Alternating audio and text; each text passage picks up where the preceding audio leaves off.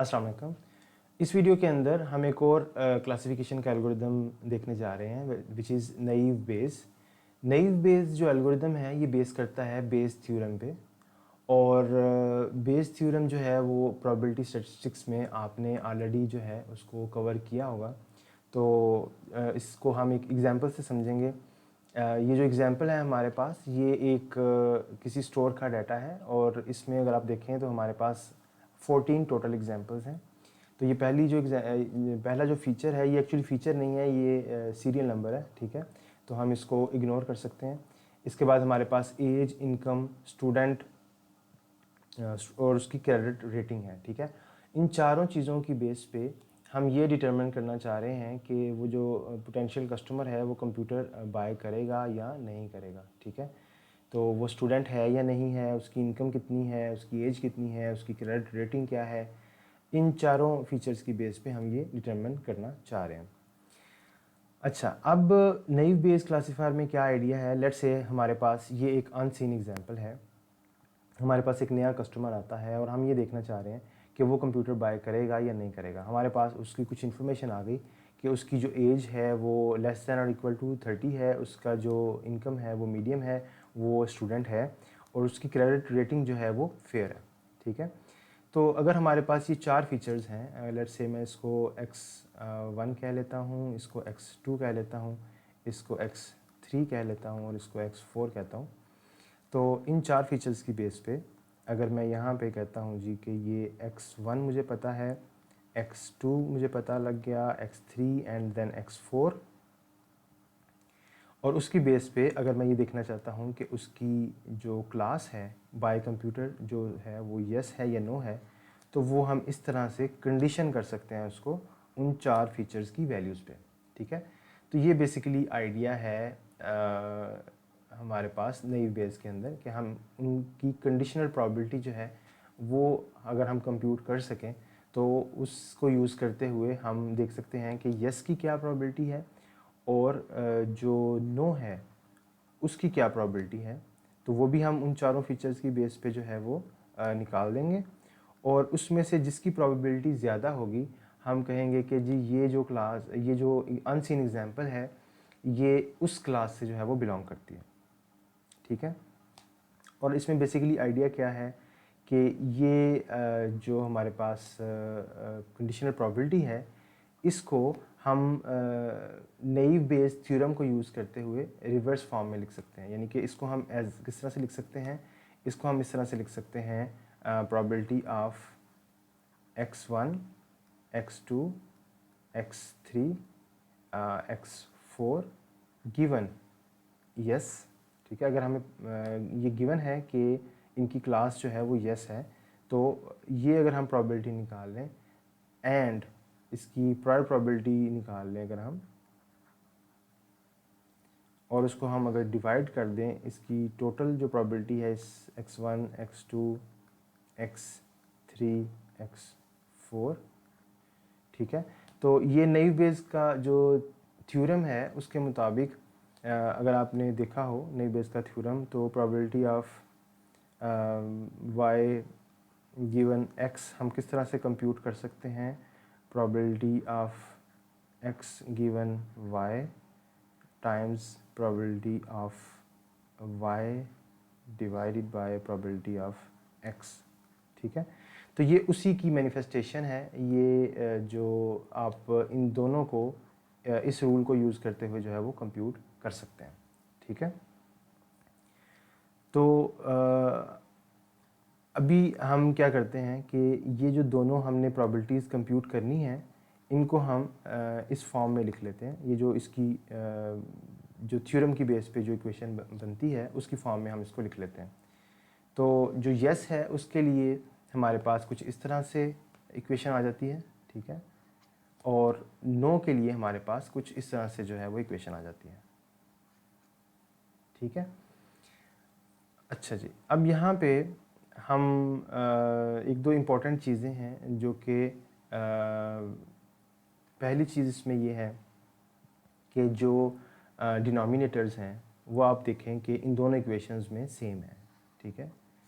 इसमें भी टोटल जो चारों फीचर्स की जो है वो जॉइंट प्रोबेबिलिटी आ रही है, इसमें भी चारों फीचर्स की जॉइंट प्रोबेबिलिटी आ रही है। तो जब एक दो नंबर्स हो अगर हमारे पास, लेट्स से अगर हमारे पास 20 है और 25 है, दो नंबर्स हैं कोई भी, और अगर हम उनको सेम नंबर से डिवाइड करते हैं तो हमारे पास जो रिज़ल्ट आता है वो कुछ इस तरह से आता है। यानी कि जो नंबर, अगर हम दो डिफरेंट नंबर्स को एक ही नंबर से डिवाइड कर रहे हैं तो जो नंबर छोटा है वो बाद में भी छोटा ही आएगा, और जो नंबर बड़ा है वो मतलब इन दोनों में से वो बाद में भी बड़ा ही आएगा। ठीक है, तो इट मीन्स कि हम ये जो डिनोमिनेटर है इसको इग्नोर कर सकते हैं। ठीक है, और अगर हम इन दोनों को ही कंपेयर कर लें कि 20 और 25 में से कौन सी वैल्यू बड़ी है तो वो भी सफिशिएंट होगा हमारे लिए।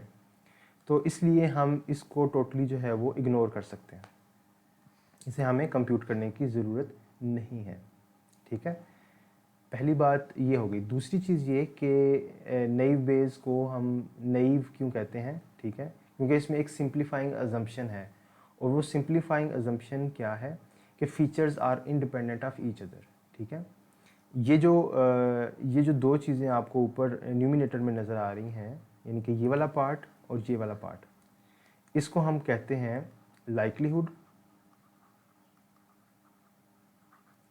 और ये जो पार्ट है इसको हम कहते हैं प्रायर प्रोबेबिलिटी। ठीक है, और इन दोनों में से जो ये लाइक्लीहुड है इसमें ये जॉइंट प्रोबेबिलिटी जो है वो कंप्यूट हो रही है, यानी कि गिवन यस इसकी जॉइंट प्रोबेबिलिटी कंप्यूट हो रही है। ये जॉइंट प्रोबेबिलिटी कंप्यूट करना हमारे लिए काफ़ी मुश्किल होता है गिवन द डाटा सेट।